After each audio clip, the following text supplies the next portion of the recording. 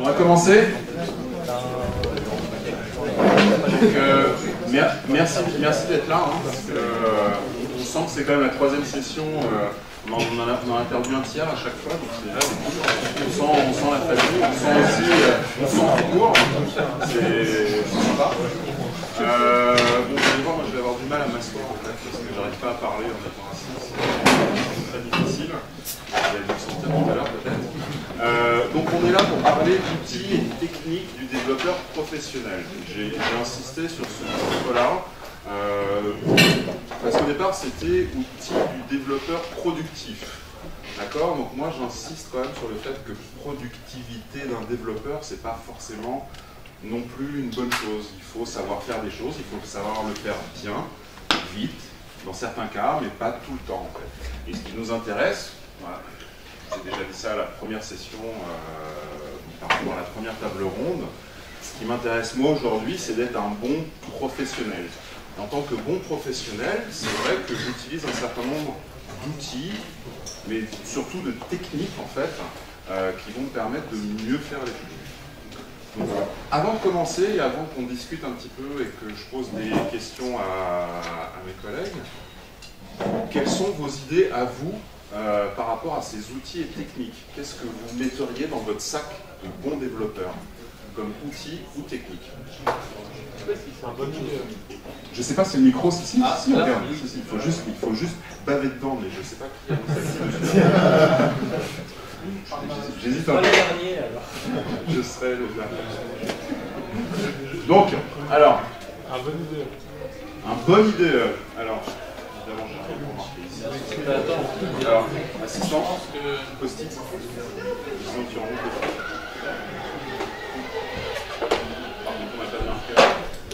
Moi j'en ai un, mais c'est impermanent. Oh, c'est pas grave. Ça va rester. On part de l'école bientôt. Ouais, c'est un peu là. Ah oui,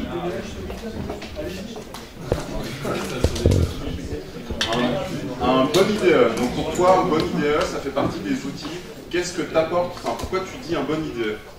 Par exemple, l'IDE License dans Visual Studio, ça comporte un pack d'outils en fait. D'accord, ok. Donc, qui sert à nous aider dans la tâche du développement. D'accord, donc un bon IDE parce que ça t'apporte des facilités pour coder en fait. Ouais. D'accord? Donc ça va te permettre de faire quoi? Ça va te permettre de coder plus vite et de faire moins d'erreurs. Ouais. D'accord. Ok. Ok, d'autres choses? Après, ça dépend de langage, mais c'est un bon compilateur. Aussi bien homme que la machine même. Ouais. C'est ce qui permet même, par exemple, l'optimisation du programme en lui-même. Ouais, et si je suis sur un langage qui tourne sur une machine virtuelle, par exemple, quel est le rôle du compilateur à ce niveau-là? D'accord. Donc oui, un bon, mais à la limite, ça, tu vas le mettre peut-être dans je choisis le bon langage pour faire le bon travail, à la limite, dans ce cas-là.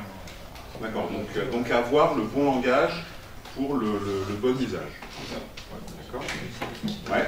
Un espace d'échange. Un espace d'échange. Alors, définis ton espace d'échange.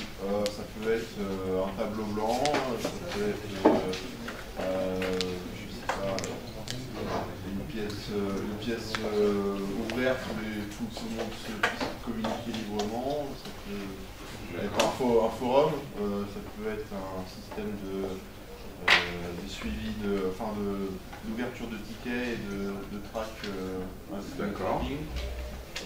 Tout ce qui permet d'échanger, de communiquer. Attends, je suis pas sûr qu'on note. Si, j'ai mis un espace d'échange, j'ai retenu quand même globalement. Ok, j'ai pas tout listé. Donc un espace d'échange pour pouvoir mieux communiquer avec tes collègues. D'accord? Ok. Quelque chose de plus basique, je pense, c'est plutôt, la première chose, c'est une bonne machine, parce que qui peut supporter la charge. Bonne machine. Le développement, un point de vue. D'accord. Parce que tu développes que des trucs super compliqués, donc il faut une bonne machine qui tire bien la route. Non, mais il faut une machine qui puisse suivre le rythme aussi. Il faut une machine qui puisse suivre le rythme. Non, mais une bonne machine. Non, mais je pose la question. qui peut être optimisé, c'est-à-dire que il y a des programmes qui prennent plus ou moins d'espace en RAM déjà, premièrement. Ça influe sur le développement. Par exemple, si on a un programme qui prend plus ou moins de RAM, c'est-à-dire qui n'importe quoi, qui prend par exemple 95% de la RAM, et qu'on a notre cher IDE qui en prend 20, on risque d'avoir des petits pépins, quoi. C'est juste à ce niveau-là. Et en termes d'espace, et aussi avec un processeur qui puisse suivre derrière, quoi. Après, bon, peut-être au niveau de l'humain, on voit pas vraiment la différence, mais quand on développe et qu'on a une machine qui commence à avoir 2 tensions, c'est-à-dire que toutes les 2 secondes, il y a un truc de loading qui apparaît, je pense que... C'est pénible. Ouais, c'est pénible, quoi. C'est pénible. Donc avoir une bonne machine qui tienne la route pour pas qu'on ait à attendre trop souvent et trop longtemps. Parce qu'à force, c'est épuisant pour le développeur, c'est surtout très agaçant et énervant. Peut-être qu'il faudrait juste faire des choses plus simples. Un bon schéma logique en fait à faire en amont d'un programme pour justement savoir ce qu'on fait et pas improviser quand on code, quoi. Alors, un bon schéma, c'est-à-dire, qu'est-ce que tu appelles un bon schéma? C'est-à-dire que avant de commencer ton programme, tu veux avoir un truc qui représente l'intégralité de ton programme avant de commencer? Soit détaillé en fait, de manière à, justement, à pas improviser dans le code au fur et à mesure de... D'accord. Parce que l'improvisation, c'est pas bon, c'est ça? C'est plus difficile, on risque plus d'avoir des erreurs si on fait de l'improvisation que si on réfléchit, d'après mon expérience, quoi. Que si on réfléchit avant à l'organisation même de son programme. D'accord, donc il faut avoir un bon modèle et s'y tenir. D'accord. Pas forcément s'y tenir, mais avoir une base déjà. Enfin, un modèle qui servira de base. D'accord, ok. Après. Il faut avoir des qualités humaines aussi. Des qualités humaines. L'humilité par exemple. L'humilité. Les qualités humaines. Mais quel concept étrange. La patience aussi. On est développeurs. Développeur, ça fait ça. Donc des qualités humaines, de l'humilité. Très bien. Un outil de versionning. Un outil de versionning. Un outil de quoi? Un outil de versionning. Alors, qu'est-ce qu'un outil de versionning? Par exemple, le plus connu en école, c'est GitHub où on met nos sources dedans. GitHub est une plateforme, c'est pas un outil. Oui, enfin, c'est Git. C'est Git. Nous, enfin, on a donc la plateforme GitHub où on peut envoyer notre code qui est versionné là-bas, donc on peut revenir sur une présentation. D'accord, donc ce qui est important, c'est d'avoir des outils pour gérer le cycle de vie de notre code. D'accord? C'est ça qu'il veut dire. C'est pouvoir avoir, c'est-à-dire de pas, je sais pas, travailler sur son ordi, sur ses fichiers, puis se faire un petit zip de son dossier de travail dans un coin pour faire un backup, et puis envoyer le projet au professeur dans un zip par mail, par exemple. C'est quelque chose de complètement aberrant que vous n'auriez jamais fait. On est bien d'accord. Hein, ça arrive jamais. D'accord?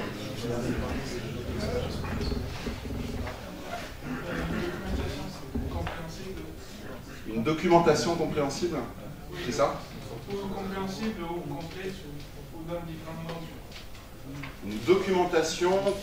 Une documentation compréhensible par tous. Et complète. Et complète. Alors, tu dis quoi? Tu dis une documentation compréhensible et complète par rapport à quoi? Par rapport à la fonction qu'il y a. Par rapport à tout ce qu'il y a dans ton code, en fait. C'est ça que tu veux dire? D'accord. Ça, c'est intéressant. Ouais. Du café? Une bonne machine à café, c'est important. Une bonne machine à café. Quoi d'autre? Des fauteuils, un baby-foot. Bon, strict minimum. D'accord. Un clavier. Une console de jeu, un truc de... Ok. Quoi d'autre? Attends, il y en a derrière. Et surtout Stack Overflow. Voilà. Un Stack Overflow, une connexion internet avec Stack Overflow, sinon on est tout mort. C'est ça? Ouais. Ok. Après, encore faut-il comprendre ce que dit Stack Overflow. Autre chose? Une bonne méthode de développement. Une bonne méthode de développement. par exemple, Explicite un petit peu. Par exemple, le TDD ou des choses comme ça, des approches de développement, de comment faire son programme. D'accord, donc une... Comment le développer. Voilà. Ah, je sais pas. Une bonne méthodologie. Une bonne méthode de développement. Ouais. Enfin, design pattern. Hein? C'est l'utilisation du design pattern. L'utilisation des design patterns.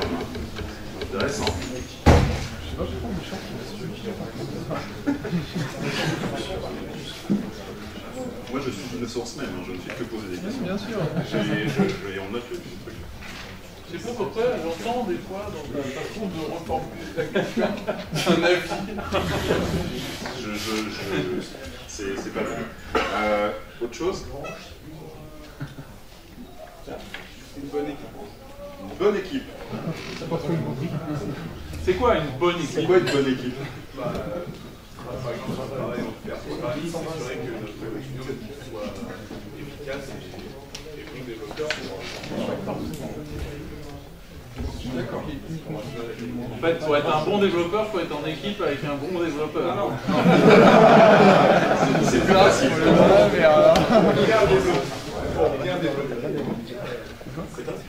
C'est mieux.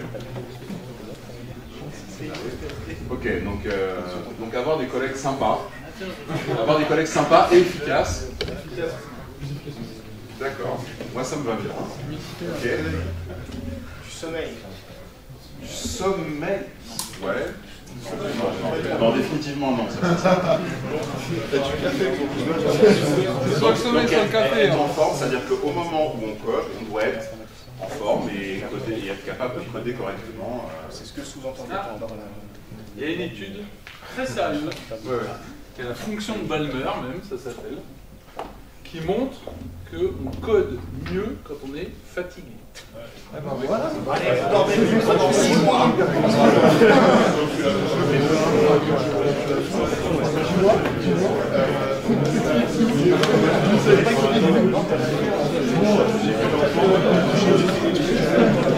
S'il vous plaît, est-ce que vous avez d'autres choses? Oui.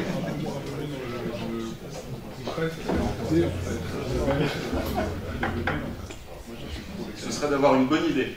C'est-à-dire que pour bien travailler, il faut avoir une bonne idée. C'est mieux, c'est plus sympa. C'est plus sympa. Ça va plus vite, quoi. Ok. Ok.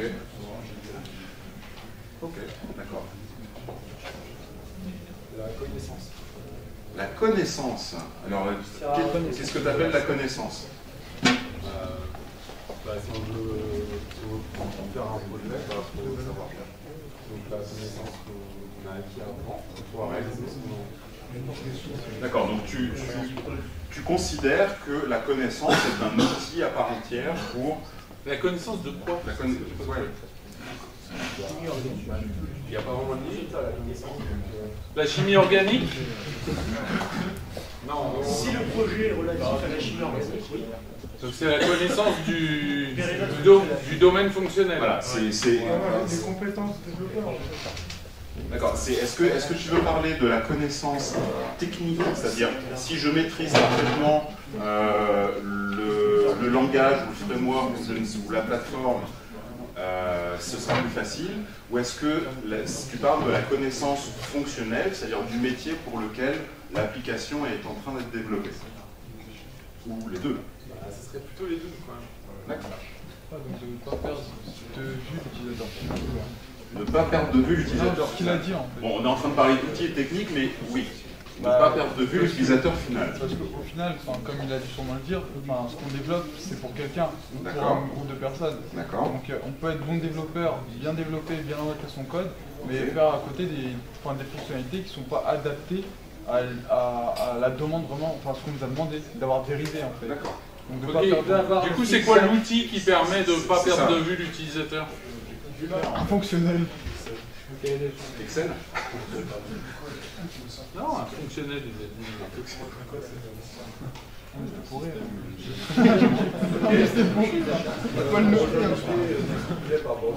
Connaître ces genres de meilleure position.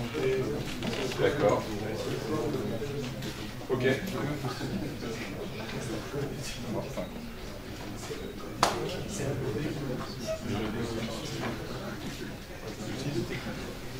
Ok. Des derniers trucs à ajouter? Finalement, vous avez, je pensais que ça allait durer 2 minutes. En fait, vous avez plein de choses à dire. En fait. Il paraît que les cheveux longs et la barbe, ça aide. C'est pas un outil en soi. C'est pas un outil en soi, mais ça peut aider, effectivement. C'est le contraire, en fait. Le bon développeur, il a tellement de boulot qu'il a plus le temps de se raser. C'est ça, c'est exactement ça.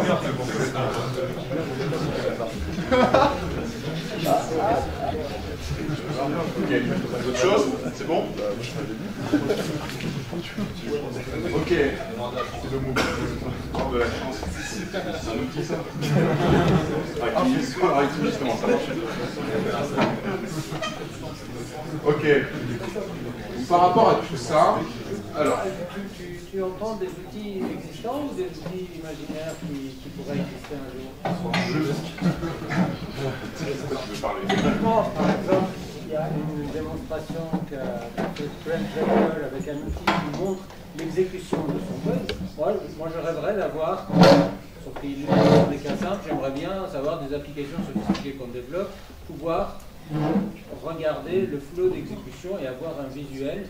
Et interagir en temps réel sur... et de le voir tout de suite, quoi, et ne pas rentrer dans la cérémonie telle qu'on a l'habitude de faire. Je te le rajoute. Voilà. D'accord. Donc un outil comme ça, généralisé, disponible sur toutes les plateformes, moi j'aimerais pas. C'est que je retrouve la vidéo de Brent Victor. Non mais enfin, pour la partager, c'est une vidéo, comment elle s'appelle? Celle, j'ai oublié, c'est...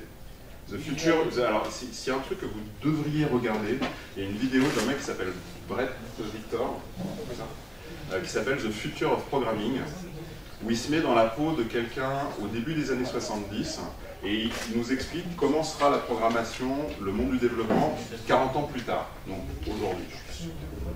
Et vous allez voir que c'est assez intéressant, je vous invite vraiment à regarder cette vidéo. Ok, donc à partir de là, ok, donc finalement, on a ici des outils, d'accord, mais on a aussi beaucoup de techniques finalement et de pratiques. Donc je vais reposer la même question à mes collègues en fait par rapport à tout ça. Qu'est-ce que vous considérez être des bonnes techniques, des bons outils, et qu'est-ce qu'un développeur doit connaître et savoir? Je vais peut-être commencer par Joël. Sinon après... Alors, ouais, présentez-vous, j'ai oublié. Bon, Joël Bois, je suis consultant indépendant depuis une petite vingtaine d'années. J'arrive pas à faire 20, il me manque encore un peu, quelques mois pour y arriver. Mais bon, je les espère pas. Ouais, merci. Bon, j'ai commencé à programmer en 68 et j'ai jamais arrêté en pointillé. Maintenant, je programme que ce qui m'amuse. J'ai gagné avec l'âge, j'ai gagné cette occasion-là. Donc, je m'intéresse qu'au langage qui m'amuse. Les autres, j'ai la chance de pouvoir y échapper. J'ai 3 sujets de préoccupation particuliers parce que j'ai pas fait ce que je voulais dans ma vie. Il y a des gens qui m'ont soutenu dans des trucs où je n'avais pas spécialement envie d'aller, mais je ne le regrette pas. Alors mes 3 sujets de prédilection, c'est la gestion de projet, le génie logiciel et les langages de programmation. Alors j'ai toujours ricoché dans ces 3 trucs-là. Je regarde toujours d'une façon attristée les gens qui touchent à un de ces domaines sans toucher aux 2 autres. Parce que j'ai toujours l'impression qu'ils tiennent pas sur 3 pieds, on tient à peu près. Et donc je répondrai à cette question-là en disant ce que je compte par rapport à ce qui a été dit un peu avant. D'abord, c'est le génie logiciel. C'est un mot qu'on a très peu entendu cet après-midi. Le code, c'est bien, mais moi je fais une distinction terrible et définitive entre la programmation et le logiciel. Ça a été dit à un moment, c'est que le logiciel, c'est fait pour quelqu'un qui va le payer, et ça change toute la donne. C'est-à-dire qu'à partir du moment où vous demandez à quelqu'un vous propose de l'argent pour lui faire quelque chose, et ben il change complètement la façon dont vous allez travailler. Ce qui fait, si on reprend tout ce qui a été dit ici, tout ce qui sert à programmer, c'est bien. En gros, programmer, c'est ce que vous faites quand vous avez envie de programmer, c'est tout. C'est une activité comme une autre. Mais à partir du moment où vous rentrez dans le génie logiciel, à ce moment-là, il va se passer quelque chose, c'est que vous travaillez avec un objectif qui est de gagner de l'argent. Et à ce moment-là, il y a des gus, moi en particulier, qui vont venir se donner tous les culots en disant « Attention, on a des conseils à vous donner. Il y a des bonnes pratiques. » Et ces pratiques-là, on va vous les lister, on va vous dire « Faites plutôt comme ça. » C'est pas la loi d'Ohm, c'est pas aussi strict que la programmation, mais c'est des trucs qu'on va simplement vous dire. Et là, il y a quand même un énorme problème qui arrive, parce que c'est sans doute découvert par les surprises que je m'intéresse beaucoup à la formation, c'est dans quel ordre on fait et qu'est-ce qu'on fait. Et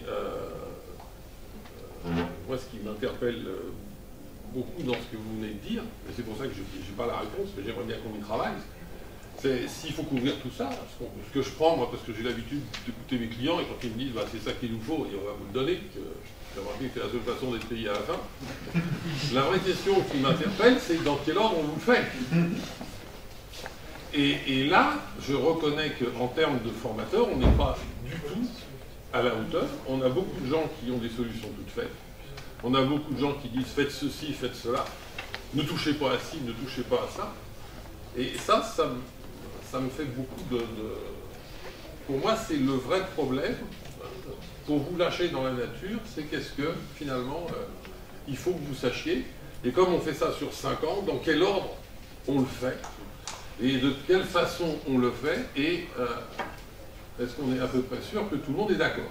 Je suis sûr que sur les 4 qui sont là, on n'est pas d'accord sur rien déjà. Et c'est un énorme... Ce qui simplifie le message voilà, de transmettre d'ailleurs. Simplifie le... Bon. Et vous savez, quand j'ai dû faire un cours de génie logiciel, alors j'ai fait correctement, j'ai pris le Somerville comme tout le monde a appris génie logiciel là-dedans. Et dans la première page, il dit, dans le logiciel, aujourd'hui, on est de plus en plus exigeant sur le socle, et on est de plus en plus laxiste avec les développeurs. Alors combien de temps ça va durer? Il y a un côté grand écart, il y a un moment, il y a quelque chose qui se passe. Et aujourd'hui, vu d'un point de vue global, la vraie question qui se pose, c'est comment vous donner le recul. Si vous regardez, je ne vais pas monopoliser la parole, si vous regardez le développement dit Lean, il vous dit, vous voulez voir les choses, regardez-les, from concept to cash. De l'idée à l'argent à la banque. Et on est tous comme ça, on se spécialise dans des trucs, on fait de l'optimisation locale, et on le coûte cher. Ça nous coûte cher, on le paye, et je ne suis pas sûr qu'on vous donne des idées claires sur la façon dont il faut vous y prendre.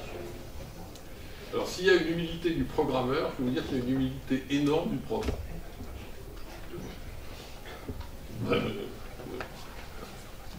Je vais vous raconter, pour finir, il y a une histoire qui circulait il y a quelques années. C'était une mère de famille qui disait « Quand je me suis marié, j'avais pas d'enfants, mais j'avais 4 théories sur l'éducation des enfants. Maintenant, j'ai 4 gosses et j'ai plus de théorie. » J'ai tellement entendu le sauveur dans l'informatique, vu mon grand âge, que ces gens-là m'agacent, parce que je sais simplement qu'il suffit d'attendre 3 ans pour qu'ils disparaissent et qu'ils soient remplacés par d'autres. Moi, j'ai pas toujours 3 ans devant moi, quoi. Et voilà. Donc la réponse c'est, je prends votre truc, je sais pas faire, et franchement, on aurait besoin de vous pour effectivement arriver à, ne serait-ce que d'écrire les programmes et savoir dans quel ordre on s'y fait. Donc toi, ton principal credo, ça va être, comme en outil, technique, ça va être de défendre le génie logiciel en fait. C'est-à-dire que alors qu'est-ce que tu rends, alors, définir rapidement ce que tu entends par génie logiciel. Bon, bah, c'est un truc qui est développé pour un client qui va le payer, c'est tout. Une fois qu'on a fait ça, après on peut enclencher toutes les histoires, la valeur, tout le truc et tout ça et tout. C'est-à-dire que j'ai une différence avec la programmation. Si je veux rentrer chez moi et si je veux me programmer l'algorithme de trucs, je le fais. Ça dérange personne. Je prends 6 mois pour le faire. C'est du jeu, quoi. D'accord. Quand ça devient une activité économique, je suis obligé, je suis soumis à une activité économique. Alors ça peut vous paraître effroyable, mais qui s'intéressent à l'argent comme ça, mais enfin bon, comme je dis souvent à mes élèves, à part ceux qui ont une fortune personnelle et qui sont venus là, les autres, ils espèrent un jour en tirer de l'argent. Et à qui on donnera de l'argent? À celui qui ira plus vite, qui fera un produit de meilleure qualité et qui coûtera moins cher. D'accord, donc ce que tu veux, c'est avant tout, c'est donner de la valeur au client, produire de la valeur au client. C'est la seule chose qu'il achète. C'est la seule chose qu'il achète. Est-ce que tu as des conseils parce que tu n'appliques pas tout ce que tu connais à chaque fois pour chaque client, parce que chaque situation est différente. Est-ce que tu as des choses, des grandes lignes que tu peux décrire rapidement? Dans la mesure où j'enseigne le génie logiciel et l'agilité, des choses comme ça, c'est à peu près clair, quoi. D'accord. Il y a des méthodes qui marchent mieux que d'autres, encore que dans certains cas. Quand j'enseigne l'agilité, je commence à expliquer quand est-ce que Scrum marche, quand est-ce qu'il ne marche pas. Parce que ça me ferait vraiment mal de présenter un truc en disant c'est la solution ultime, quoi. D'accord. Donc ça, je considérais que c'est une escroquerie intellectuelle. Maintenant, c'est toujours, des fois, on peut se dire, ouais, ça c'est mieux que ceci, ça c'est mieux que cela. D'accord. Donc c'est mine de rien, l'humilité et le fait de savoir qu'on ne sait pas, ça fait partie des choses qui sont importantes pour le développeur. Oui, à condition que ça ne serve pas d'excuse pour rien faire. Parce que, sans vouloir être méchant avec ce qui s'est dit avant, mais un mec qui a vraiment envie de bien foutre avec ce qui a été dit dans les conférences précédentes, il a des arguments. Il a vu des gens qui lui ont dit, faites pas ci, touchez pas à ça c'est pas par ça qu'il faut commencer et tout. Donc si vous cherchez d'excellentes occasions de rien faire, vous les avez. Il faut juste pas oublier que d'autres personnes vous ont dit humilité, travail, humilité, le code, le machin, plus vous avancerez, plus il restera, quoi. Donc n'oubliez pas les deux trucs qui ont été dits. Oui, c'est clair que ce que ça doit, cette notion de cône est super importante, c'est-à-dire le fait de se dire que plus on avance, plus on se rend compte qu'on a des choses à apprendre, c'est une réalité. Et si vous êtes persuadé que vous êtes le meilleur du monde et que ce que vous faites, vous connaissez tous les outils qui vont bien, c'est juste un contexte à un moment donné, d'accord? Et il y a tout plein de choses à côté. Donc tu parlais d'agilité, Damien, tu peux peut-être rebondir là-dessus? Ouais, je prends des notes, en fait, je apprends des choses. Bonjour à tous, Damien Toulin, j'ai une boîte que j'ai créée il y a une dizaine d'années qui s'appelle CFT Service. On a deux métiers, il y a un métier historique où on développe du logiciel sur mesure pour les entreprises et un métier où on accompagne le déploiement de l'agile dans les organisations de logiciels. Moi, mon parcours, c'est le développement. Alors j'ai commencé plus tard que Joël parce que j'ai dû rencontrer les ordinateurs un peu plus tard. En fait, en 68, j'étais pas né. C'est une bonne raison. Ceci dit, j'ai un petit côté Obélix du logiciel parce que j'ai débarré effectivement en 1980 avec un ordinateur qui avait je crois, 1 K de mémoire, pas de support de persistance, donc on l'éteignait, on rallumait, on tapait son programme, on l'exécutait, et puis quand on l'éteignait, il était mort. Et un écran de 32 caractères de large, 32 colonnes par 12 lignes, un truc qui était dans une carcasse d'oscilloscope, c'était assez marrant. Du coup, j'ai fait pas mal de code, aujourd'hui j'en fais beaucoup moins. J'ai aussi une formation en génie logiciel, effectivement. Et je ne connaissais pas cette citation, mais effectivement, je crois qu'on est de plus en plus exigeant avec les programmes et de moins en moins exigeant avec les développeurs.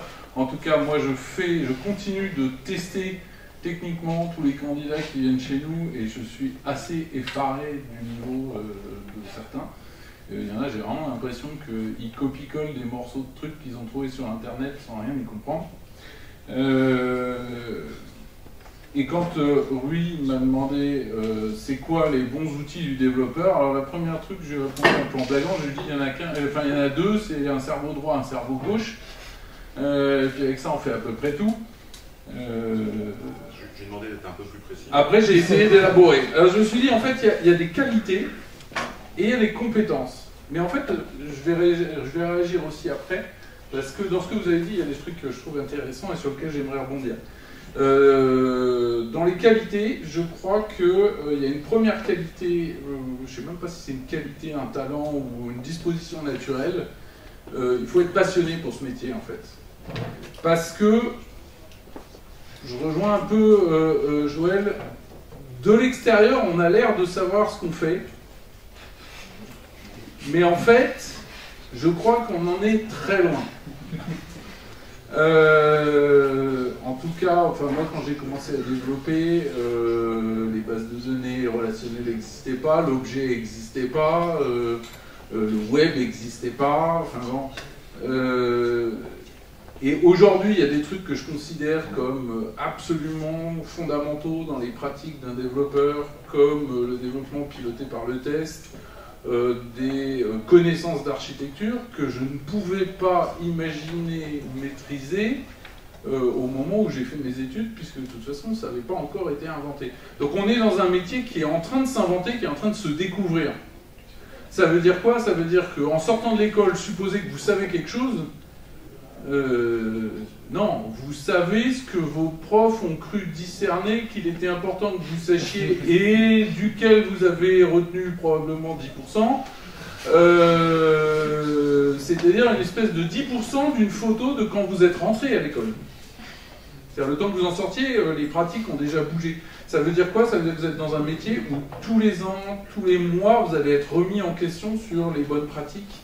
Il y a des choses qui durent dans le temps quand même, heureusement, mais en permanence, vous allez être effectivement re-questionné. Et ça conditionne un peu ça. C'est-à-dire que je pense qu'il faut de la passion pour ce métier, mais il faut aussi être prêt à bosser, parce qu'il n'y a pas... il va falloir à un moment travailler pour acquérir tout le temps les nouveautés, les choses qui changent. Il faut aussi de l'audace, parce que ça veut dire qu'il faut être capable d'aller remettre en question des trucs où le vieux con comme moi va vous dire « Ah non, fais pas comme ça, ça marche pas. Ben, » ça marchait pas quand toi tu l'as appris, mais maintenant peut-être que ça marche parce qu'on a d'autres approches pour le faire. Et en même temps, il faut de la modestie. Parce que c'est pas parce que c'est nouveau que c'est mieux. Il faut une capacité à la fois à douter des trucs qui existent et à douter des nouveautés. Et c'est super difficile. C'est une vraie question pour moi. Un bon développeur, c'est d'abord un développeur qui a acquis une certaine maturité qui lui permet d'oser transgresser l'ordre établi et en même temps d'oser dire c'est pas parce que c'est à la mode, c'est pas parce que c'est le dogme qu'il faut forcément le faire tout le temps. Bon, ça c'est des qualités. Alors je rejoins là-dessus, j'ai mis des couleurs. En fait, quand vous avez commencé à citer les trucs, j'avais commencé à mettre en vert, et du coup j'ai gardé le vert pour tout ce qui est des outils matériels. Alors les outils matériels, c'est super, ça accélère, ça facilite. Oui, c'est vachement plus facile de bien développer si on a le bon langage, si on a un IDE performant, si on a une bonne machine. Internet, c'est ça qu'on fait en faux, je suis plus dubitatif. Mais ça ne fait qu'accélérer, c'est-à-dire que si vous faites du code de merde, passez-moi l'expression, vous allez juste faire du code de merde plus vite. Plus de code de merde plus vite. Vous allez en faire plus, c'est ça. Ça ne vous rend pas meilleur. Et accessoirement, moi qui suis chef d'entreprise, c'est moi qui les paye les machines. Donc, à la fois, je suis très concerné par le fait de ne pas dépenser trop, et en même temps, vu ce que je paye un développeur, je préfère lui payer une bonne machine et qu'il aille 2 fois plus vite. Mais je veux pas, surtout que ça soit une excuse. Je veux pas que le gars il me dise « Oui, moi, je suis en retard sur mon projet, c'est parce que la machine rame. » Ouais. Par contre, je fais une parenthèse à propos de productivité. Hein. Tu disais, moi, la productivité, ça m'intéresse pas. Moi, ça m'intéresse. Hein, les mecs, je les paye pour développer des softs que je vends, donc la productivité, ça m'intéresse. Mais la productivité, ça ne veut pas simplement dire je vais plus vite pour sortir un truc, parce que sinon, les mecs, ils me sortent très très vite un truc cracra, quoi. Vite fait, mal fait. La productivité, pour moi, c'est je vais globalement plus vite. Parfois, globalement plus vite, ça veut dire je prends plus de temps pour faire le truc bon du premier coup. Il faut faire attention à la notion, en fait. Voilà. Il ne faut pas se tromper d'indicateur de productivité. Alors, je vais essayer d'aller vite parce que j'ai fait une grosse liste. Pour moi, les compétences, donc ça, c'est des qualités de l'audace, de la modestie, du travail et de la passion pour le métier. Les compétences, il y en a plein. Je pense que c'est absolument fondamental de maîtriser ces outils. Vous ne pouvez pas être un grand pianiste si vous n'avez pas tapé des gammes et si vous n'avez pas les doigts souples et si vous n'avez pas un bon écartement de main ou si vous ne maîtrisez pas le rythme. Il n'y a pas... Vous pouvez être super intelligent, être un super concepteur, si vous ne maîtrisez pas les outils, vous n'irez pas loin, et je pense qu'une compétence fondamentale du développeur qui se respecte, qui a du respect pour lui-même, c'est de s'entraîner. Moi, j'organise tous les premiers mercredis du mois, j'organise un espèce de dojo dans la communauté .NET pour faire des katas. Je suis toujours... Pardon. Alors, les katas en code, c'est exactement la même chose qu'en arts martiaux. C'est-à-dire que pour être super fluide dans un combat en art martial, eh bien, il faut avoir pratiqué, répété les séquences de combat et les gestes des centaines et des centaines de fois au ralenti pour que le geste soit parfait et qu'on arrive à l'exécuter de façon complètement instinctive en situation. Eh bien, c'est exactement ce qu'on fait dans les codes kata. On se donne des sujets artificiels, généralement pas trop compliqués. Enfin, moi, quand je le fais, vous avez 3/4 d'heure en paire pour sortir une solution. Et les gens qui viennent, je suis toujours effaré. Et en même temps, c'est logique. Ceux qui viennent, c'est des tueurs. Et les mecs qui sont moyens, ils viennent pas, ils voient pas l'intérêt d'aller s'entraîner, ils disent oh oui, reprogrammer un truc, je sais pas, voilà, la dernière fois on a fait des trucs, des fois c'est débile, la dernière fois on a fait un kata que j'ai appelé numéro bis, vous êtes le script de Cléopâtre et vous êtes chargé de traduire les contes des Romains en chiffres arabes pour Cléopâtre. Donc voilà, effectivement, là pour le coup on n'est plus du tout dans le génie logiciel, on est dans l'algorithmique pure et dure et dans la maîtrise du truc. Mais c'est en travaillant ça que là, je vais être productif et ça va être 10 fois plus impactant que d'avoir un bon IDE. D'accord, donc le fait de faire de s'entraîner, de travailler sur du code, donc ouais. De faire de cette notion d'amélioration continue, c'est-à-dire l'amélioration continue, c'est une notion que vous devez avoir en tête, et le fait de pratiquer du code. Donc, ça c'est comme le mec qui veut aller aux Jeux Olympiques et qui ne s'entraîne pas à courir tous les matins, quoi. Il faut bien se rendre compte que ce que vous faites en entreprise, c'est le résultat de production, c'est votre représentation, on va dire. C'est-à-dire que l'exemple que je donne toujours, c'est que si vous allez voir un mec en concert, si le mec, pendant le concert, il commence par faire 20 minutes de gamme, il s'entraîne, il s'échauffe un petit peu, vous allez faire un petit peu la tronche. Le mec qui vous paye, c'est pareil, il attend à ce que vous, dans votre entreprise, vous soyez capable de réaliser des choses correctes.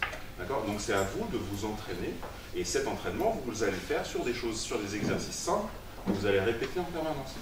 Vous voulez un truc qui va booster votre productivité 5 fois plus qu'un bon IDE, c'est d'apprendre à taper à 10 doigts au clavier sans regarder le clavier. Le nombre de développeurs qui sont là. Mais j'ai un copain là, qui dit ça tout le temps, Emmanuel Gaillot, je vous le conseille, il fait des confs magnifiques, c'est un artiste du Node.js. il dit ça tout le temps, il dit taper au clavier en regardant le clavier, c'est comme écrire avec un stylo en se bouchant les yeux, quoi. C'est-à-dire que quand vous écrivez avec votre stylo, vous ne regardez pas le stylo, vous regardez ce que vous écrivez. Ben là, à l'écran, quand vous regardez ce que vous écrivez, c'est l'écran, hein, pas votre clavier. Donc, et ça, vous allez gagner 10 fois plus vite. Accessoirement, vous pouvez même opter pour des claviers Bepo, comme moi, ça ira encore plus.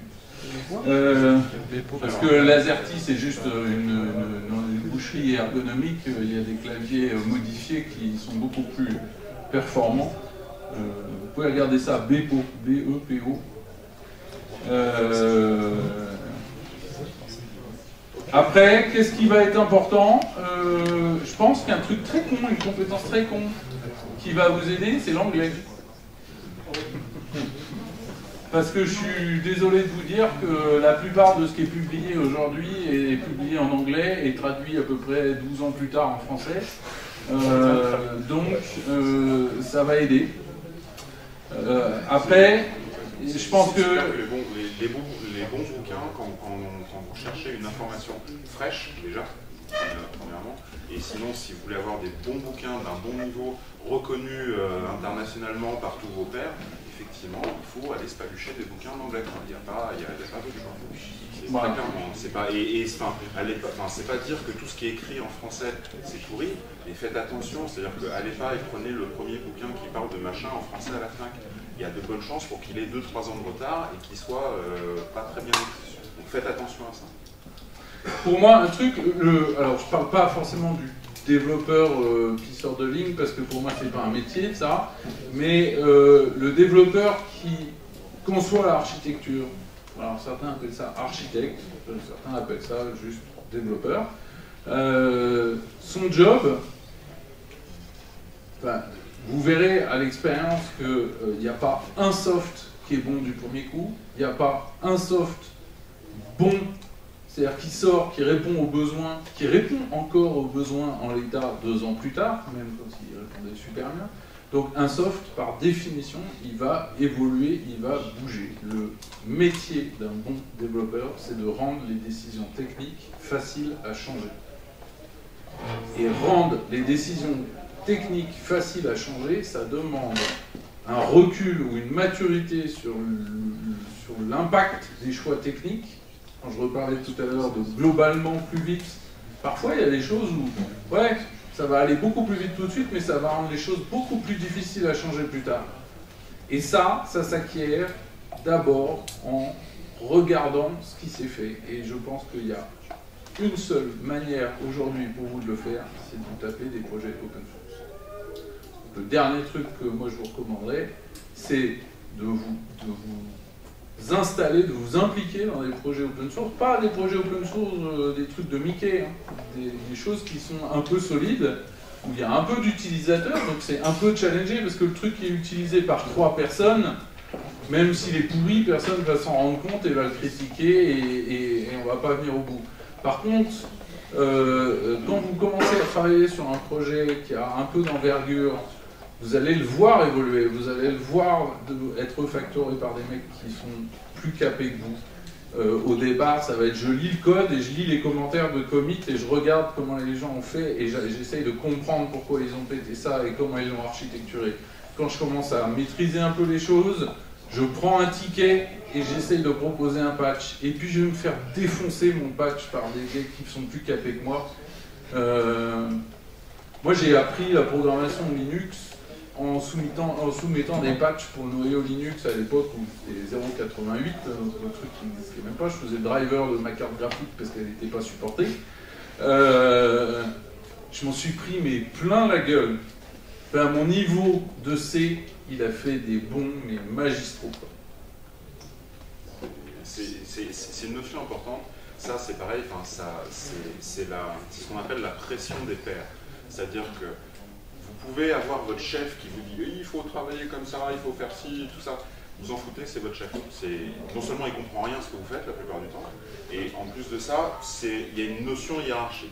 Quand vous avez la pression de vos pairs, c'est-à-dire des gens qui connaissent les mêmes choses que vous, Et donc que vous n'allez pas pouvoir entuber en disant « Ah non, mais là je suis en retard parce qu'en fait c'était trop difficile et puis non, il y avait la queue à la cantine, tout ça. » Là, vous avez un mec qui a le même niveau de connaissance que vous et qui peut-être en connaît encore plus et qui va pouvoir vous dire « Mais attends, là ce que tu as fait c'est de la merde. » Et ça, c'est quelque chose que vous retrouvez dans les projets open source. Et c'est pour ça que c'est intéressant. C'est-à-dire que vous avez une espèce de pression sociale qui est super intéressante. Et c'est pour ça que les projets open source aujourd'hui sont très riches. Parce que vous mettez en avant, c'est-à-dire que vous mettez, si vous faites des trucs tout pourris dans votre entreprise, finalement, il y a des gens qui vont vérifier que ça marche. Et c'est ce qui va les intéresser. Et finalement, des gens qui vont voir votre code et ce que vous faites, il n'y en a pas tant que ça. Il y a 2-3 personnes qui vont voir votre code et puis ça se trouve, vous serez parti quand d'autres gens remettront le nez dedans. Dans l'open source, c'est visible. Et du coup, ça amène à avoir une meilleure qualité des choses. Autre chose à rajouter? Non, j'ai pratiquement terminé. Je voulais juste dire, dans les outils matériels, pour le coup, il y a beaucoup de choses, j'ai un peu critiqué tout à l'heure, mais c'est vrai que tant qu'à faire, ça aide. Pour moi, il y a un outil matériel ou une condition matérielle qui permet de mieux développer, c'est la capacité d'aller sur le terrain vite. Ça veut dire, ça peut être une chaîne de build et de déploiement automatisé, ça peut être la capacité d'avoir des utilisateurs tests au contact, mais c'est pas en vous isolant du terrain que vous allez mieux développer. Donc tu mets quoi? Tu mets l'intégration continue et le continu? Non, de manière plus générale, la capacité d'aller sur le terrain vite, quelle que soit la solution. C'est-à-dire, je vais te donner un très bon exemple. Dans les gens que je connais, il y a dans une boîte que j'ai accompagnée, il y a les gens qui font des softs pour la logistique de chez Decathlon.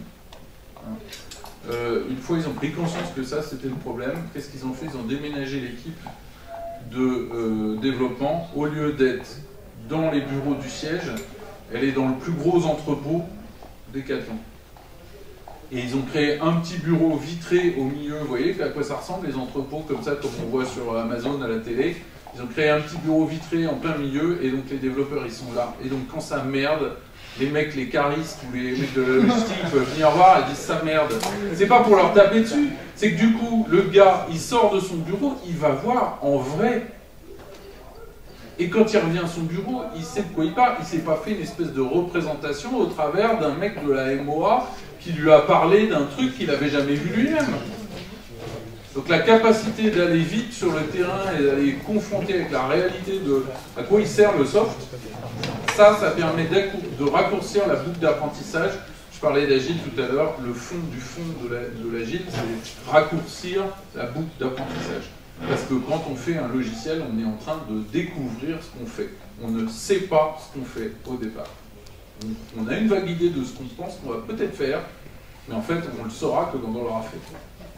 Alors, en parlant d'aller vite sur le terrain, c'est un sujet qui va bien, Freddy.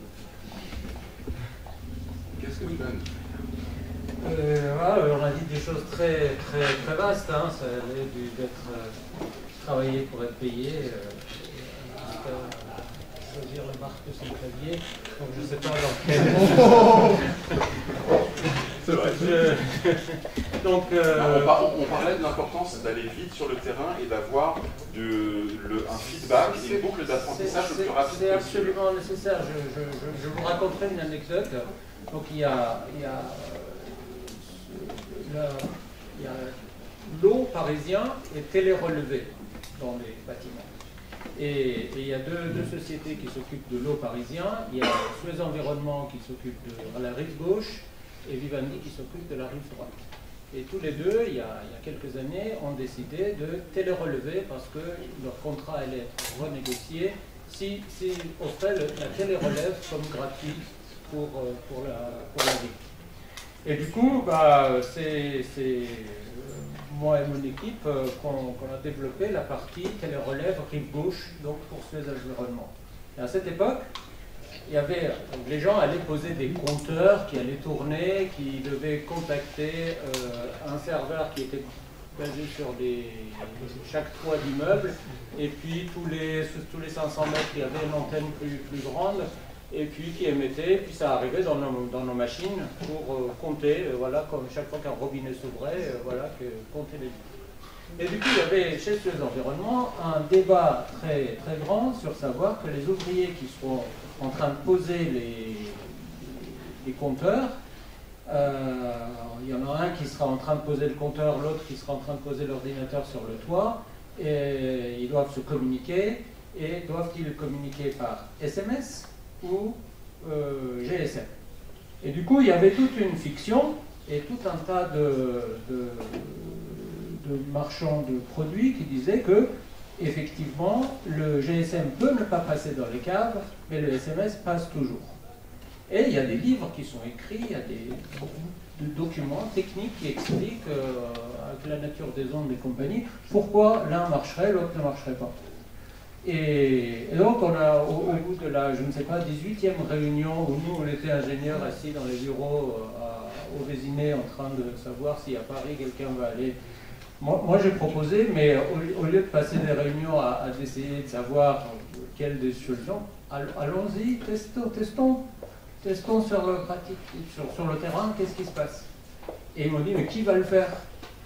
Je me suis proposé donc de le faire, ce qui a étonné tout le monde, parce que je n'étais pas censé aller dans les caves. Mais donc j'ai passé 2-3 jours, tous les matins, entre 9h et midi, avec les gens qui allaient s'installer, à aller tester, envoyer un SMS, faire un coup de fil. Et du coup, systématiquement, sur, je ne sais pas, une quarantaine d'essais qu'on a fait, dans une quarantaine de caves différentes, si le SMS passait, le GSM passait, et si l'un ne passait pas, l'autre ne passait pas. Donc l'affaire était clos, puisque en GSM, c'était beaucoup plus facile à coder pour nous, alors qu'en SMS, il fallait qu'on ait en plus un central de réception d'SMS, qui allait coûter beaucoup plus, et qui allait... Donc, juste aller tester et voir, alors qu'il y a des documents écrits qui expliquent que, effectivement, à cause des ondes, ceci, cela, et le télécom... Voilà, donc, aller sur le terrain et obtenir une information pertinente et ne pas colporter les rumeurs, c'est la meilleure chose pour le développeur, mais je dirais pour un médecin aussi. Ça le caractérise pas. Alors, peut-être sans arriver dans des cas extrêmes comme ça, peut-être que le terrain, finalement, c'est juste la personne, on parlait d'avoir une meilleure connaissance métier. Peut-être que finalement, le terrain, c'est peut-être juste la personne qui a la connaissance métier, qui n'est pas très loin, et pas avoir un intermédiaire, chef de projet ou je ne sais pas quoi d'autre, comment ça s'appelle, entre les deux, qui va faire un intermédiaire. C'est peut-être aller parler directement à la personne du métier. Absolument. Là, donc, si je viens un peu en arrière, je ne vais pas me présenter parce que je me suis présenté la dernière fois et vous me connaissez pour un certain nombre d'entre vous, mais dans la première boîte que j'avais créée, Winwise, on avait choisi d'embaucher la crème des développeurs. Rui fait partie des gens qui... Je suis arrivé bien après. Ouais. Et donc, on avait réussi. On avait, en matière de techno Microsoft, la crème des développeurs qui travaillait pour nous. On avait une société de service. Mais moi, en tant que fondateur de la boîte, j'étais un peu frustré parce que la plupart de nos techniciens ne s'intéressaient absolument pas au métier de nos clients. Mais absolument pas. On travaillait pour les aéroports de Paris, personne ne s'intéressait quels étaient les problèmes d'un aéroport. On travaillait pour Suez Environnement, personne ne s'intéressait quel est le problème de qualité d'eau. Et du coup, après cette expérience, quand j'ai créé ma deuxième boîte, je me suis dit, bien, donc avoir les meilleurs techniciens n'est pas la voie d'épanouissement informatique auquel je rêve. Mais c'est d'arriver à mettre en place des approches et des outils pour qu'on puisse arriver au résultat le premier jour du développement. Voilà. On commence le matin et le soir, on a quelque chose à mettre sous la tente du client pour qu'il dise si oui ou non, ce premier jour du travail est selon lui utile, on est dans les bonnes directions, inutile, on s'est complètement bourré, on ne s'est pas compris. Voilà, donc arriver à un feedback le plus tôt possible, et moi je dirais le plus tôt c'est le premier jour. Donc c'est encore vraiment ma nouvelle boîte. Autre chose à rajouter? Alors, si je dois revenir à la remarque concernant ces choses-là, donc après, le quotidien du développeur, disons, En gros, tant que le logiciel ne fonctionne pas, il travaille dessus. C'est à lui de le faire fonctionner.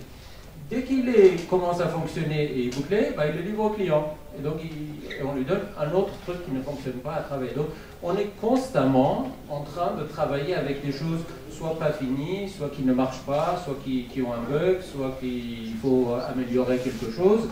Et du coup, pour moi, améliorer les débuggers de beaucoup mieux que ce qu'ils sont, ou avoir les 3 derniers jours, j'ai passé sur un bug qui normalement aurait dû prendre 30 secondes, mais les outils manquants faisaient que, voilà, je vous donne l'exemple, parce que c'est une anecdote réelle. Donc, je suis en train de développer une application que le client doit utiliser, c'est une application web, doit l'utiliser sur du iPad aussi. Donc, ça marche sur Safari sur Macintosh, ça marche sur Chrome sur iPad, mais ça ne marche pas sur Safari iPad. Alors, on regarde tous les flux entrants, tous les flux sortants, c'est exactement les mêmes, le serveur renvoie les mêmes données, et il y a des fois, il plante, et le message d'erreur, c'est un inférieur expected. Voilà, et rien d'autre. Donc, et sous le iPad, on peut l'appliquer complètement Ajax, donc on n'a pas les outils qui permettent de savoir qu'est-ce qui rentre et qui sort de la machine. Et donc on a mis 3 jours à assembler par briques et broc des bouts de code, des bouts de débugger, des bouts de machin, pour arriver à trouver que quand dans le HTML il y a un nombre, le Safari de iPad le transforme un lien vers un numéro de téléphone. Alors que ça, c'était un nombre qui venait dans le JavaScript, qui était un nombre, qui était une valeur. C'était pas un numéro de téléphone, c'était pas un lien, c'était même pas quelque chose qui devait être visible. C'était un ID dans la base de données de quelque chose. Et c'était transformé par un lien, par un... J'ai mis 3 jours à trouver ça. Si je pouvais le trouver en 30 secondes, je l'aurais corrigé tout de suite. Et la vie d'informaticien, c'est souffrance sur ce genre de choses tout le temps. Bon,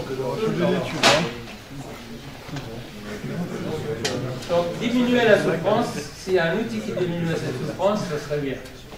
Ok. Avoir des bons outils, c'est pas juste le fait d'avoir un bon IDE. Un bon IDE, comme on l'a dit tout à l'heure, ça peut nous permettre d'accélérer les choses. Par contre, le fait d'avoir des bons outils de debug et surtout les bonnes informations en situation de prod, ça c'est la réalité. Et ça va vous faire vraiment gagner du temps. Et ça, c'est pas indépendant du fait que vous sachiez coder ou pas. Oui, et d'ailleurs, c'est une compétence. Hein. Oui. Il y a une compétence système, je veux dire, les gens qui... moi, je forme les gens à faire des dumps mémoire et à exploiter des dumps mémoire. Et je connais aucun développeur qui sort de l'école et qui sait, quand on fait un serveur et qu'il y a des trucs multithread et que ça bloque, je connais aucun développeur qui sort de l'école et qui sait faire un dump mémoire et analyser où ça bloque. On est obligé de les former tous là-dessus. Ça, c'est une compétence que vous pouvez développer qui vous servira.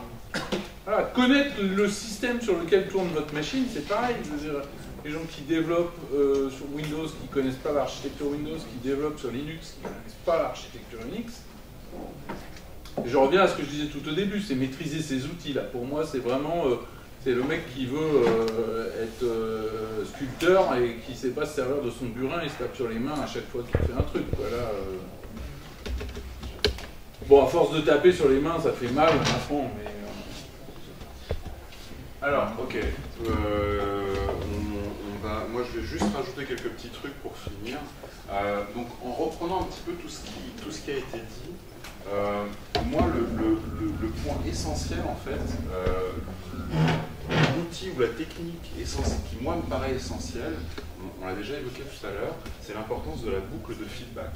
Parce que, quoi qu'on en dise, malgré tous les outils de modélisation ou d'architecture ou ce que vous voulez, on ne sait pas ce qu'on fait, on ne sait pas où on va. Et c'est pas forcément un problème, c'est que la plupart du temps, on a parlé de Lean aussi tout à l'heure, c'est que le client lui-même ne sait pas forcément ce qu'il veut en fait. Et donc, pour arriver à délivrer des choses qui ont de la valeur, il faut en permanence être en train d'apprendre sur ce qu'on est en train de faire.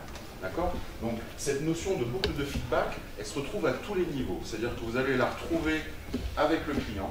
Donc, il faut pouvoir avoir un cycle. On parlait d'aller sur le terrain. Ça fait partie des choses qu'il faut être capable. Mais aller sur le terrain, ça veut dire aussi être capable de discuter avec les gens du métier. C'est-à-dire que limiter les intermédiaires, d'accord? Pour ça, il y a des techniques aussi, évidemment. C'est-à-dire que là, j'ai commencé, je vais dire des gros mots avec. Donc, on va parler des DDD, par exemple. Les DDD, c'est Domain Driven Design. Donc, ça veut dire que les DDD est là pour avoir une espèce de langage. C'est-à-dire qu'il y a tout un tas de techniques, etc., qui vont nous permettre de faire du meilleur logiciel, mais c'est surtout quelque chose qui va nous permettre de mieux communiquer avec le client, parce que derrière DDD, il y a le fait de dire qu'on parle un langage unique, un ubiquitous language, qui permet de discuter avec le client. D'accord ? Donc, et ça permet d'améliorer la boucle de feedback. Cette boucle de feedback, vous la retrouvez au niveau de votre code. D'accord ? Donc, c'est là où on va parler de TDD. Le TDD, c'est un mode de développement, on en a parlé tout à l'heure, c'est un mode de développement piloté par les tests. Pourquoi je fais du TDD? Parce que j'ai une boucle de feedback plus rapide. Je ne suis pas en train d'attendre d'avoir construit, enfin, je ne sais pas si vous avez déjà fait l'expérience, mais il y a des fois, vous êtes en train vous n'avez pas de tests ou de choses qui vous permettent de piloter par les tests, à moins d'être dans des cas particuliers où vous avez une application qui s'exécute. L'idéal, c'est ce qu'on a évoqué tout à l'heure avec Freddy, c'est d'avoir une application qui s'exécute et qu'on peut modifier en temps réel, et même peut-être de manière graphique, d'accord? Mais la plupart du temps, ce n'est pas le cas, et donc des fois, vous allez passer des heures à coder un truc pour lancer l'application et vous rendre compte que ça ne marche pas.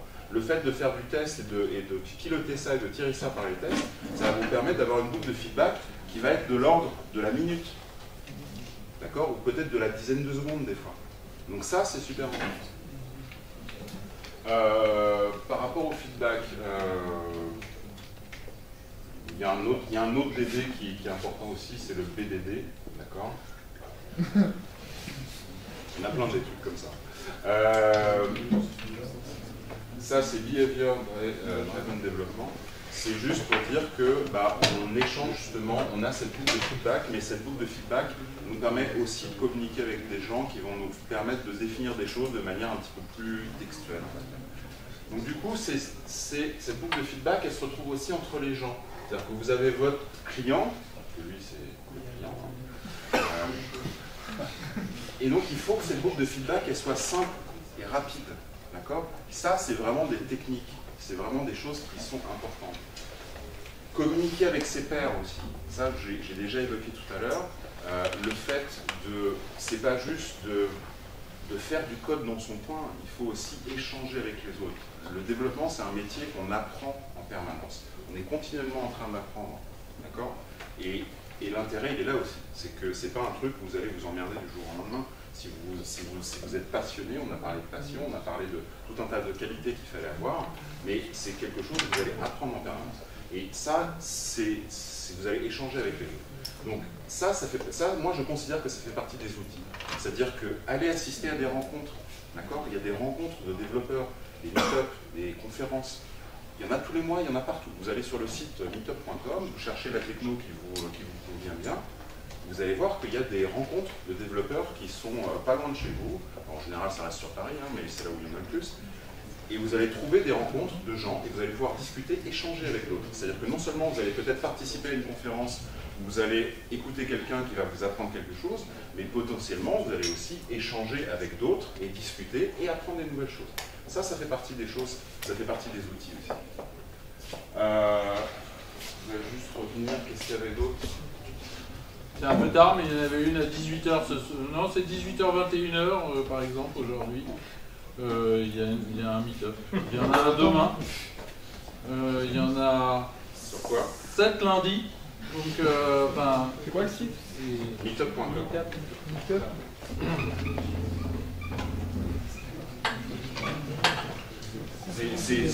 Ça, c'est juste un truc qui permet de plus simplement organiser des rencontres. Mais ça fait partie des choses que vous devez, à mon sens, ça fait partie des outils que vous devez maîtriser. Enfin, quand je dis outils, c'est vraiment au sens large, c'est le fait de savoir échanger avec les autres et d'apprendre avec les autres en permanence. Voilà, demain, il y a un meet-up pour lancer un concours de développement d'appli mobile avec l'API de banque à distance du Crédit Agricole pour gagner un voyage à Barcelone. Quelle heure? Ok, juste un dernier truc à dire. Oui, je voudrais pas... je pense qu'on va pas tarder à finir, je sais pas si... Non, je vais te servir, mais... Moi, mon interrogation, elle est relativement simple. TDD, ouais. Pourquoi personne s'en sert? Pourquoi à la fin des cours, quand j'ai les élèves en 5e année, et pas seulement dans cette école, et que je leur dis « Est-ce que vous faites du TDD ?» Tout ce que j'ai réussi à obtenir une fois, c'est « Oui, je devrais ». Alors, on peut dire effectivement aux gens « Allez-y, allez-y, allez-y, allez-y », on vit sur un échec total, qui est qu'aucune de ces pratiques n'est utilisée. Il faut être dans une boîte où... Attends, justement, c'est bien ça. Il faut que vous soyez dans la boîte de monsieur pour connaître un dojo. Mon interrogation est ça toute simple. Pourquoi il n'y a pas de dojo ici? Pourquoi les méthodes qui sont connues ailleurs ne sont pas appliquées ici? Pourquoi on travaille dans une situation où moi je donne un cours de logiciel, soi-disant théorique, je dois bien entendu, comme tout cours théorique, emmerder tout le monde, et que je passe avant, après, à côté des gens qui expliquent des bouts de soft ou des bouts de langage. Tout ce qui a été dit ici, ça peut devenir, ça dépend de qui. Personne ne s'oppose à ça. Mais qu'est-ce qui fait que ça ne rentre pas dans les pratiques? Je pense que si les gens ont eu le dojo avant, tu les prends quand même. Oui. Bon. Ils ne sont pas obligés d'être nuls pour venir. Hein, ça, non, c'était juste pour confirmer. J'avais ma petite idée, mais je me disais, on ne sait jamais. Je vérifie avec le client. Donc, pourquoi on ne fait pas ça? Parce qu'aujourd'hui, tous ces trucs-là sont vrais. On les connaît. Le problème de notre échec, d'une certaine façon, c'est notre difficulté à faire passer le truc. C'est notre difficulté à vous faire passer dans des... à vous lancer dans le grand bain sans que vous maîtrisiez ces trucs-là. Ce qui fait qu'il y a des gens qui ont la gentillesse de... Bon... Je crois qu'on en perçoit la valeur quand il y a du fric au bout. Je veux dire par là... Non mais je reviens sur ce que je disais tout à l'heure sur les projets open source. C'est-à-dire que quand on fait un truc pour se faire plaisir, quand on fait une appli pour apprendre, quand on fait un POC pour faire une démonstration, il n'y a réellement jamais la pression du marché qui va dire le truc il est pourri. Et du coup, ben, si on l'a mal fait, il n'y aura pas de sanction. Alors que quand on fait un projet payant, moi j'ai eu la chance, sans doute, que j'avais plaqué mes études au milieu de la prépa. J'ai fait des petits boulots et quand j'ai repris l'école, du coup, j'étais un peu sorti du circuit, j'étais un peu fâché avec mes parents. Du coup, mon école, je me la suis payée et du coup, je codais la nuit. Je faisais une petite boutique de développement au forfait où je codais la nuit pour payer mes études le jour. Et ben, les cours, ils étaient vachement profitables. Bon, ceux qui étaient chiants, je dormais, comme ça je rattrapais. Et je piquais dans les cours uniquement ce qui me permettait d'être un meilleur développeur la nuit. Mais j'apprenais vachement parce que quand vous passez votre nuit à développer un truc, que vous le livrez à votre client et que derrière ça, il vous harcèle parce que ça ne marche pas, vous avez la sanction très vite. Et là, le TDD, vous apprenez très vite la valeur que ça a d'avoir un truc qui est proof tested quand vous le livrez au client et que du coup, vous pouvez aller dormir ou en cours sans être dérangé, quoi. Juste un truc, pour pas qu'il y ait de confusion qui s'établisse, c'est qu'il est clair que le dojo et le kata, c'est avant la pression du projet. Ouais. Parce qu'on ne peut pas à la fois demander à quelqu'un d'apprendre et de faire. C'est ça, le but c'est de s'entraîner pour pouvoir le faire sous pression. Et j'ai défendu, avec mon mauvais esprit habituel, j'ai défendu la gestion de projet classique avec les gens qui foutaient n'importe quoi. Dès que j'ai découvert qu'il y avait la gestion de projet agile, je me suis dit, ça permet de dire le contraire de ce qu'on avait dit avant. C'était très chouette. Et maintenant, je défends tellement les projets et je vois que quand je dis à des élèves, pourquoi vous n'allez pas utiliser ça dans votre projet? Ils disent, on avait la pression du projet, on n'a pas eu le temps d'apprendre. Pourquoi vous n'utilisez pas certaines techniques? Attendez, voilà, exactement ce que tu as dit, on a la pression, on a le machin et tout ça. Alors finalement, on fait avec ce qu'on sait. Mais ce que vous savez à ce moment-là, c'est rien par rapport à tous les outils qui sont... Quand est-ce que vous avez pris le temps d'apprendre ces trucs-là? C'est ça qui... Alors, bon, vous pouvez tomber dans des boîtes, heureusement, on va vous donner le temps d'apprendre, parce que finalement, si vous ne savez pas ça, vous ne servez pas à grand-chose. Donc, contraint et forcé, les boîtes vont être obligées de vous payer cette formation-là, mais avouez quand même que c'est assez super. C'est-à-dire, j'ai passé 5 ans à l'école, et j'ai eu le temps de rien apprendre. Alors, faut pas oublier aussi que, comme ce qu'on a dit depuis le début de l'après-midi, le développement, c'est un métier qu'on fait avec passion, et il faut être capable d'apprendre par soi-même. N'oubliez pas que ce que vous faites, il faut le faire pour soi. C'est-à-dire que vous êtes votre propre patron, entre guillemets, vous êtes patron de votre carrière. Et donc ça, c'est pour vous. Donc il faut faire très attention à ça. Il ne faut pas passer du temps, c'est-à-dire qu'on voit trop souvent des développeurs, entre guillemets, seniors, 10 ans d'expérience, la plupart du temps, ils ont 10 fois 1 an d'expérience. D'accord ? C'est très... Mais ça se voit comme le nez au milieu de la figure. Hein. C'est très visible. Et à côté de ça, on a des jeunes qui ont 1 an ou 2 d'expérience professionnelle, et qui codent depuis tout petit, qui s'intéressent, qui vont lire des choses, qui vont... Et eux, en fait, ils seront bien meilleurs que d'autres. Donc vous le faites avant tout pour vous. Donc indépendamment du fait que vous soyez votre propre patron ou pas, c'est pas le problème, mais vous êtes le maître de votre carrière. Donc faites attention à ce que vous faites en entreprise d'une part, et ce que vous faites à côté. Donc si les choses que vous considérez comme étant intéressantes et que vous ne faites pas ni à l'école, ni dans votre entreprise, prenez le temps de les apprendre. C'est pas du temps perdu. Il y a deux choses, il y a 2 trucs amusants. Vous avez une collection, c'est Sam, je crois, qui s'appelle « Apprenez tel langage en 24 heures ». Et puis vous avez un article célèbre qui dit « Apprenez la programmation en 10 ans ». Alors, faut se mettre d'accord. En réalité, je suis intimement persuadé que les 2 ont raison. Oui, c'est ça. Donc quand vous aurez compris pourquoi les 2 ont raison, vous serez un peu là où tu dis qu'il faut être. C'est-à-dire, d'accord, il y a des trucs que je sais, et des trucs que je ne sais pas. Et bien entendu, quand j'ai quitté l'école, si 10 c'est vrai, j'ai fait la moitié du taf. Quoi. En réalité, il reste encore 5 ans d'expérience à obtenir. Et je vais rebondir sur ce que disait Frédéric. Le métier d'un développeur, c'est de résoudre des problèmes. C'est un peu comme faire des puzzles. Une fois que vous avez abouti, le puzzle, qu'est-ce que vous faites? Vous le démontez, vous le remettez dans la boîte et vous en reprenez un autre, parce que sinon c'est pas marrant, quoi. Enfin, c'est moche, on peut le regarder, le coller, le mettre au mur, mais ça marche moins bien. Il marche moins bien. Le jeu, c'est de construire, c'est de trouver la pièce qui ne va pas, machin, etc.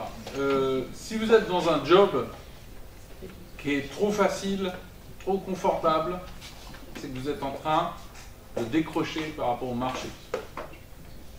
Et moi, je l'ai vu plein de fois, des mecs qui sont tranquilles dans une mission, dans un job, dans un produit. Ils ont appris les 6 premiers mois, la première année, parce qu'ils ont dû se mettre au niveau fonctionnel, technique du truc sur lequel ils étaient, puis après, ils maîtrisent. Ils maîtrisent, donc c'est cool, c'est tranquille. Et puis un jour, ils en ont marre, ou un jour, le produit s'arrête, ou un jour, la boîte où ils sont ferme. Et les mecs, ils arrivent sur le marché, alors ils ont eu leur petite augmentation tous les ans, tranquille. Ils arrivent sur le marché, ils sont super chers, et leur connaissance du métier, elle date d'il y a 8 ans, il y a 10 ans. Et là, ils sont complètement en décalage avec le marché. Et moi, ça me fait mal, mais j'ai pas le choix de leur dire. J'en vois, j'en ai vu encore un ce matin en entretien. Le gars, il a 7 ans d'expérience, et les gars qui sont en stage chez moi, ils lui mettent 2 claques techniques, quoi. Et il arrive avec un salaire de 7 ans d'expérience. Moi, je suis désolé, il y a un moment, ça tient pas économiquement, quoi. Il y a une notion, quoi, c'est la notion de zone de confort. En fait. C'est-à-dire que ça, c'est quelque chose, ce qu'on appelle la zone de confort, c'est exactement ça. C'est-à-dire qu'on maîtrise le périmètre, on sait qu'on est capable de faire, voilà, on maîtrise tout, on fait ça bien, c'est pépère. Le problème, c'est que ça, c'est la stagnation. Et le problème, c'est que dans notre métier et dans le monde dans lequel on vit et qui correspond à l'informatique, les choses bougent autour. C'est ça le problème. Et on est encore en train d'apprendre des choses sur notre métier, et en plus de ça, la technique qui va avec bouge en fait. Donc si on n'est pas capable de se pousser un petit peu au cul et de sortir de sa zone de confort, D'accord? Mais ça ne veut pas dire tout remettre en question en permanence. Ça veut juste dire, de temps en temps, je vais essayer autre chose, je vais me challenger un petit peu, et puis bah, je vais peut-être être un petit peu... je vais aller voir mon chef et je vais dire, bah, tiens, bah, je te propose de faire ça, même si je ne suis pas trop sûr. Mais juste parce que bah, du coup, ça va nous mettre la pression et ça va nous forcer à apprendre quelque chose de nouveau. Et puis, en sortant de sa zone de confort, on va peut-être se tromper.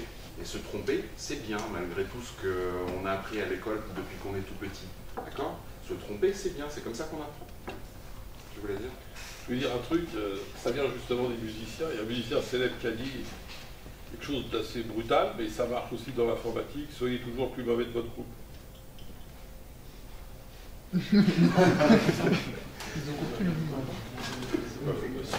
Non, mais... Ok. C'est bien, Frédéric. Bon, on va s'arrêter là. On a essayé de ouvrir ça au mieux.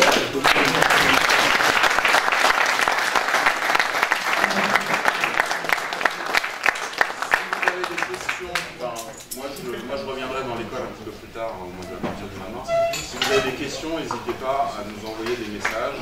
On met mon Twitter, au cas où. Si vous avez des questions, vous pouvez m'envoyer un message directement sur Twitter. Bon courage pour la suite.